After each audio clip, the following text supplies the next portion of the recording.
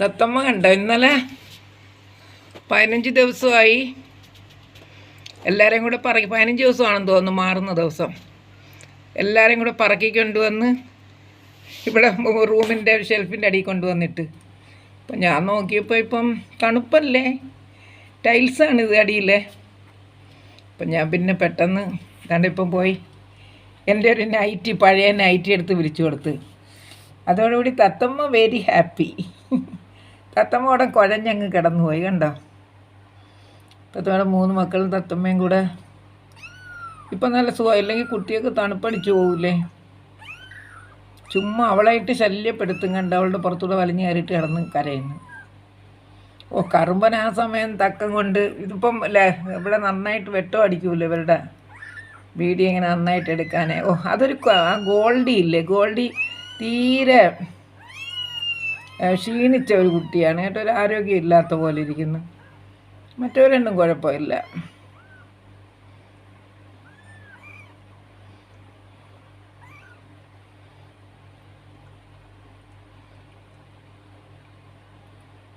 എന്താ തത്തമ്മയ്ക്ക് എൻ്റെ ആ ഉടുപ്പ്, അമ്മയുടെ ഉടുപ്പിൻ്റെ എൻ്റെ മണമൊക്കെ ഭയങ്കര ഇഷ്ടമാണ്. അപ്പം ആ ഉടുപ്പ് കൊണ്ട് വിരിച്ചു കൊടുത്ത് എല്ലാവരും എടുത്ത് കിടത്തിയപ്പോൾ അവളങ്ങ് കിടന്നു. ഞാൻ വിചാരിച്ച് എല്ലാത്തിനെയും എടുത്തുകൊണ്ട് ഓടുവന്നു.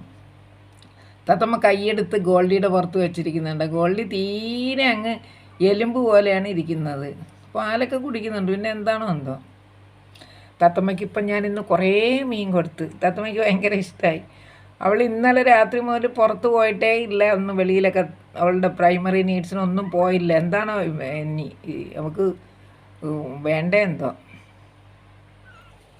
ചച്ചുമ്മ, ചച്ചുമ്മ, ചച്ചുമ്മച്ചി, അമ്മയുടെ ചച്ചുമ്മക്കുട്ടി ഭയങ്കര കൊഞ്ചലാണ്. ഭയങ്കര കൊഞ്ചലോ, എല്ലാവർക്കും അറിയാം എൻ്റെ കൊഞ്ചൽ കേട്ടോ.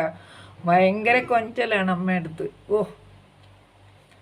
അവൾക്കറിയാം അവളുടെ മക്കളെയും അവളെയും അമ്മയ്ക്ക് ഭയങ്കര ഇഷ്ടമാണെന്നറിയാം. അതാണ് അവൾ കൊഞ്ചുന്നത്. ആ ഗോൾഡി അങ്ങോട്ട് പോയി പുറകോട്ട്. ശരി, എല്ലാവർക്കും ഇഷ്ടമായ എൻ്റെ തത്തമ്മ കുട്ടിയുടെ മക്കളെ?